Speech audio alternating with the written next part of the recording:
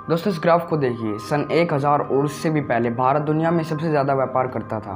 हमारे पास धन और धान की कभी कमी नहीं होती थी और सांस्कृतिक तौर पर भारत दुनिया में अग्रणीय था। और इसी दौरान भारत की इसी सांस्कृतिक विरासत ने भारत को एक अलग पहचान दिलाई, चाहे वह वेद हो या उपनिषद, अर्थशास्त्र हो या चरक संहिता, संस्कृत में लिखी महाभारत हो या तमिल भाषा में लिखी शिल्पाधिकरण, कश्मीर का विशाल मार्तंड सूर्य मंदिर हो या तमिलनाडु का विद्येश्वर मंदिर, या फिर बोध गया के महान मंदिर हों या महाबलीपुरम के भव्य मंदिर। भारत के सांस्कृतिक नींव में महानता, विशालता, भव्यता और वैभवता कूट कूट कर भरी हुई है। वह बात अलग है कि आपको सिर्फ ताजमहल की सफ़ेदी दिखती है, उसकी नींव में पड़े मजदूरों के खून, आंसू और कटे हुए हाथ नहीं।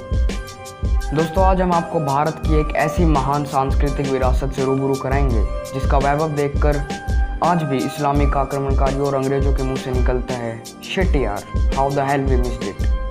200 BC में संगम काल के कुछ बहुत ही जाने माने साहित्यों में अक्सर एक मंदिर का जिक्र आता है, जिसमें उस मंदिर को स्वर्ण मंदिर यानी गोल्डन टेम्पल कहकर संबोधित किया गया। इस मंदिर को स्वर्ण मंदिर कहने के पीछे इस मंदिर के सोने से बने होने का जिक्र है।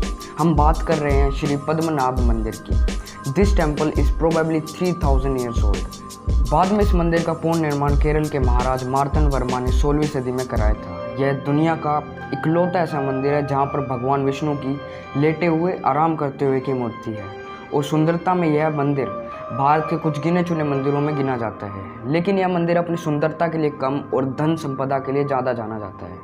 सन 2011 में सुप्रीम कोर्ट में TS सुंदरराजन की याचिका पर सुनवाई करते हुए मंदिर के 8 वोल्ट को खुलवाने और सारे धन की इन्वेंट्री तैयार कराने के लिए एक कमेटी बनाई गई। इन वोल्ट्स को A, B, C, D, E, F का नाम दिया गया। उस कमेटी ने वोल्ट B को छोड़कर बाकी सभी वोल्ट खोल दिए और अंदर जो दिखा वह अली बाबा और 40 चोर खुलजा सिमसिम वाली गुफा से कम नहीं था। अनगिनत सोने के बड़े बड़े मटके जो सोने से लदे पड़े थे, gold, silver, sapphire, रूबीज, pearls and what not, you name it, and the temple had it all. इसके साथ ही रोमन एम्पायर और नेपोलियनिक फ्रांस के सिक्के भी बड़ी मात्रा में पाए गए। जब सरकार ने इस पूरी संपत्ति का अनुमान लगाया तो ये तकरीबन $20 बिलियन यानी 1.75 लाख करोड़ की निकली। अगर इस संपत्ति का सांस्कृतिक और एंटीक वैल्यू का अंदाज़ा लगाया जाए तो यह तकरीबन 15 से 20 लाख करोड़ के आसपास बनेगी। रेफरेंस के तौर पर हम आपको बता दें कि जब मुगल सल्तनत औरंगजेब के शासनकाल में अपनी ऊंचाइयों पर थी तब मुगल एम्पायर की GDP $90 बिलियन यानी 7 लाख करोड़ की थी। तो आप इसी से पद्मनाभ मंदिर और हिंदू सभ्यता की भव्यता का अंदाज़ा लगा सकते हैं। 15 से 20 लाख करोड़ रुपए की वैल्यू तो सिर्फ 5 वोल्ट में निकली है, बाकी के 3 वोल्ट तो अभी भी बंद हैं। और अब बात करते हैं वोल्ट नंबर B की, जिसके साथ बहुत सी कहानियाँ जुड़ी हुई हैं। वोल्ट नंबर B सभी 8 वोल्ट में सबसे बड़ा है और ताजुब की बात तो ये है कि इस वोल्ट के दरवाजे पर कोई भी कड़ी, ताला या नट बोल्ट है ही नहीं, पर इस दरवाजे पर 2 बड़े बड़े शेषनाग छपे हुए हैं। और इस वोल्ट B के साथ जुड़ी हुई कुछ बड़ी और डरावनी कहानियों के कारण इस वोल्ट को खोलने की हिम्मत ना तो आज तक केरल के राजा ने की और ना ही सुप्रीम कोर्ट ने। एक कहानी के मुताबिक अगर इस वोल्ट को खोलने की कोशिश की गई तो प्रलय आ जाएगा, and we have already had enough in 2020। Jokes apart दोस्तों, इस कहानी को बल मिलता है TS सुंदरराजन की 2014 में हुई मृत्यु के कारण, जो कि इन गुफाओं को खुलवाने सुप्रीम कोर्ट गए थे। दोस्तों, अंग्रेजी महिला एमिली गिलक्रिस्ट ने अपनी किताब में 1880 में वोल्ट नंबर B को खुलवाने की असफल कोशिश का जिक्र किया है।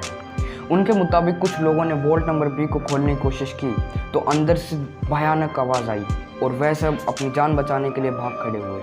एक थ्योरी यह भी है कि वोल्ट B से एक सुरंग जाकर अरेबियन सी में मिलती है और अगर यह दरवाज़ा खुल गया तो अरेबियन सी से सारा पानी आकर मंदिर को डुबो देगा। दोस्तों, इन सब थ्योरीज में क्या सच है और क्या मिथक ये तो नहीं पता, लेकिन आपको एक बात आवश्यक बता दूं कि आप जहां बैठे हैं वहीं बैठे रहिए। मैं आपको जो बताने वाला हूं सुनकर शायद आपके कदम लड़खड़ा जाएं।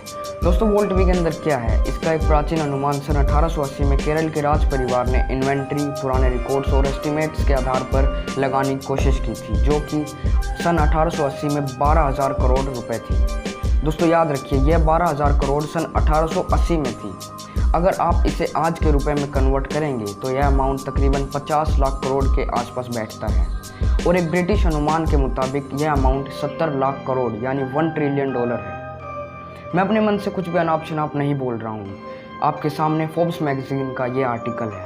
अब आप ज़रा कंपैरिजन के तौर पर मुगलों की जीडीपी का सोचिए, जो सिर्फ 90 बिलियन डॉलर यानी 6 लाख करोड़ की थी, और 1948 में निज़ाम ऑफ हैदराबाद को टाइम्स मैगजीन ने richest person on the earth का खिताब दिया था, जिसकी दौलत 236 बिलियन डॉलर थी, और सिर्फ अकेले पद्मनाभ मंदिर में ही 1 ट्रिलियन डॉलर की दौलत है। दोस्तों, ये भारत के मंदिरों और लोगों की भव्यता का प्रतीक है। हमारी असली दौलत वक्त के साथ साथ लूट ली गई। कभी अफगानिस्तान के गजनी ने 17 बार, तो कभी कासिम ने, तो कभी खिलजी ने, तो कभी बाबर ने, तो कभी अंग्रेज़ों ने, और आज हम खुद ही खुद को लूट रहे हैं। यह सब इसलिए हो पाया क्योंकि हम एक नहीं थे। कोई ब्राह्मण बनने में लगा रहा, तो कोई राजपूत, तो किसी को सिख बनना था, तो कोई जाट बनने में व्यस्त था, और कुछ को तो अछूत कहकर समाज से ही बाहर निकाल दिया गया। दोस्तों, चूंकि ब्राह्मण समाज में आगे की पंक्ति में खड़े थे और शिक्षा में आगे थे, तो उनको इस भारत के बिगड़े वर्तमान की जिम्मेदारी लेनी होगी और समाज को एक करना होगा।